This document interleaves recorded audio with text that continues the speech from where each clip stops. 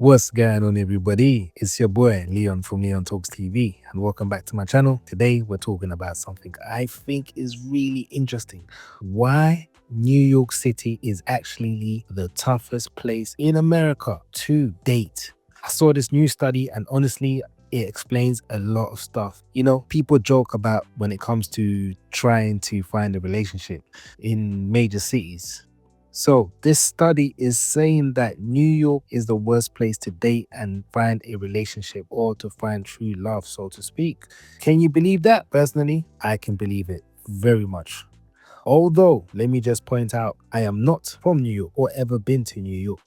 However, I am from a city that closely mirrors New York, which is London. So the similarities in lifestyle, dating, and diversity, and even the landscape, as well as the high living expenses, are striking. I can relate to this topic a lot and can also provide my own perspective. Chapter 1: the study findings. So, to understand this whole study, let's dive into it. First off, let's look at what the study says. It found that New York is tough when it comes to dating. Many people there are struggling to find meaningful connection. The fast-paced lifestyle combined with constant change seems to make it hard for people to stay invested in relationships.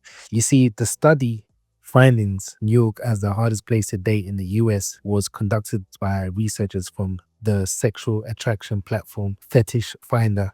They analyzed data on several factors like single population, marriage likelihood, divorce rates, active relationship seekers, quality of life, and cost of living across 20 of the largest US cities to reach their conclusion. Fetish Finder highlighted that despite New York having the highest number of singles, it ranks the lowest for dating friendliness due to a challenging combination of high living cost, low quality of life, and few people actively looking for serious relationships. Chapter 2: the ghosting culture. Now, why do people in New York seem to so quick to ghost each other? It's probably because of the fast-paced, moving lifestyle, you would think, right? With so many people, it's easy to feel like there's always someone better around the corner. If someone doesn't feel a spark right away, they might just move on without a second thought. It can feel a bit like a numbers game where people fear missing out on the next big thing instead of giving relationship a chance to grow.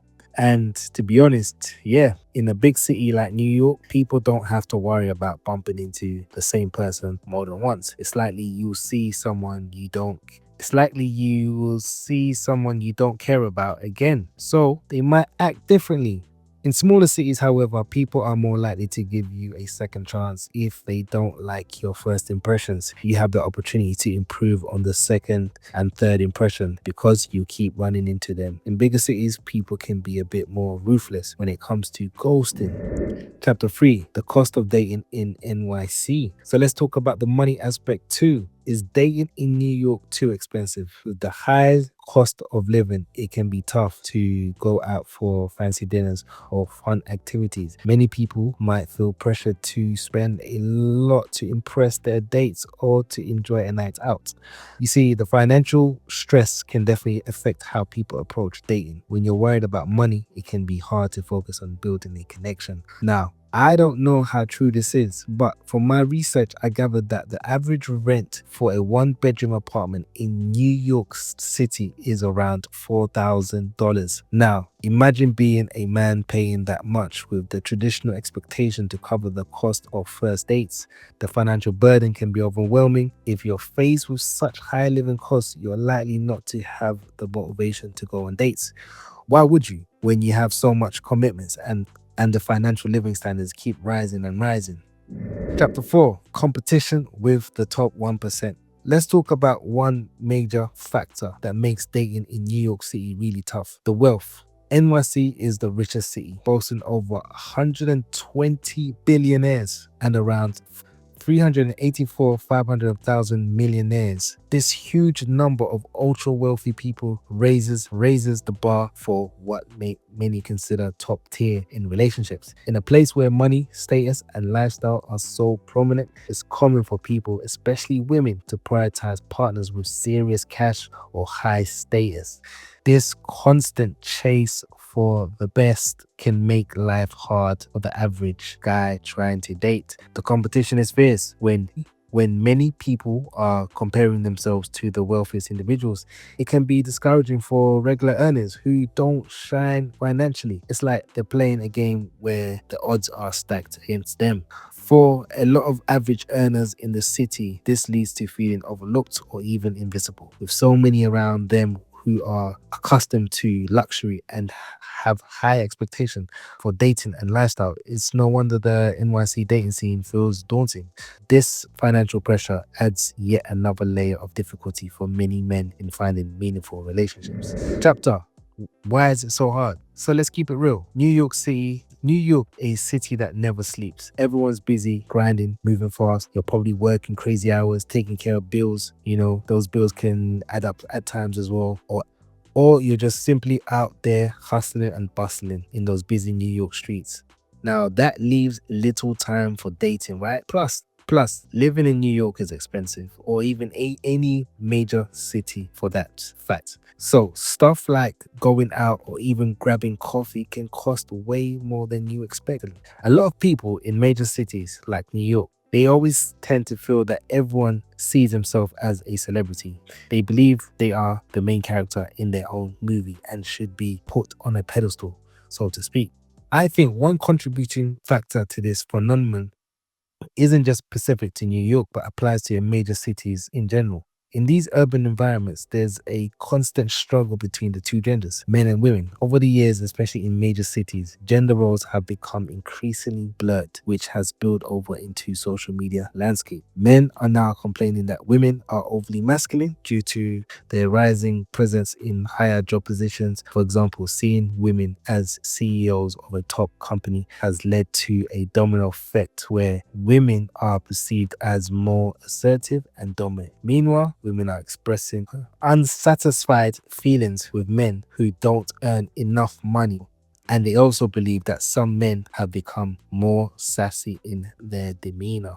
In contrast, in third world countries, the closer a country is to the poverty line, the more men and women revert to their traditional gender roles. Another thing, the dating scene is seriously competitive. So many people, but somehow everyone is picky. It's like you're trying to stand out in a huge crowd, but at the same time, there are so many options that it can feel impossible to really connect. People swipe fast, flake quick, and sometimes treat dating like shopping online, just like for the next best deal. It makes it tough to build something real. I mean, you would think having a city full of singles would make it easier to date, but it actually makes it harder. When there are endless choices, nobody feels the need to settle down. A lot of folks keep one foot out the door or just play the field forever. Chapter: the dating game, big cities versus small towns, which is better? Now, before I go into this, I have to hand it to people, especially when it comes to guys, because I feel like dating is a lot harder for them. Because I feel like dating in big cities is a lot harder for the men than it is for women. Women will always have options, especially in big cities, and especially if they have the options to date wealthy men. Now, personally, this is why I believe that big cities benefit women more, while smaller cities are better for the average guy. What I mean by that is that, and so the 1% of men will always benefit no matter where they are, whether in a small city or a big city. Now, it's funny, yeah, because when I look back at things, I remember a friend who used to always joke that he got better looking girls or he got more girls than I did, mm, which wasn't true. However, in my mind, I would think, well, I live in London, one of the most competitive cities for dating, similar to New York. Now, while I was maneuvering in a dating scene in London, you have to c- you have to realize that I have a fierce competition, and my competition includes social media influencers, athletes like the footballers, the musicians slash rappers, and also you have the bankers, the traders that I'm competing against. So with that being said, I'm competing against some of the world's elites. Now, despite all that, I managed to hold my own when it comes to this dating thing and still attracting good looking women. Now, My friend lived in a third world country where the women are beautiful as well, but the competition is much lower. So he doesn't face the same challenges I do. Now, I say that to say this. It makes you wonder if you're someone who still has a decent dating life in a major metropolitan city. Now, you should give yourself a pat on the back. However, when it comes to dating in cities like New York or even places like Miami, all the way down to the Los Angeles or Paris, which is dubbed the city of love, or my hometown, my home city of London, I would often choose a smaller city. I've had a better dating life in smaller cities compared to big ones. However, I can adapt to both, whether it's big cities or small cities, but I would just prefer smaller cities in my humble opinion.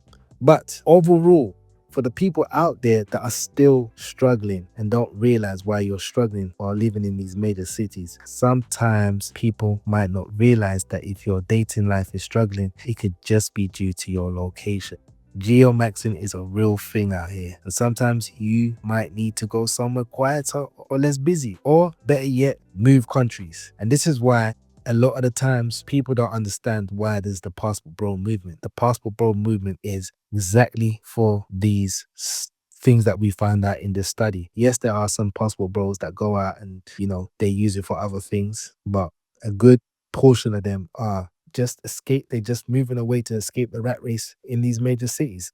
So, conclusion. So dating in New York isn't easy. It's not just so dating in New York isn't easy, as we've all seen. And it's not just you. The city's vibe, the money, the crazy schedules, and all those choices make it way harder than people think. But just knowing the facts means you can play the game smarter.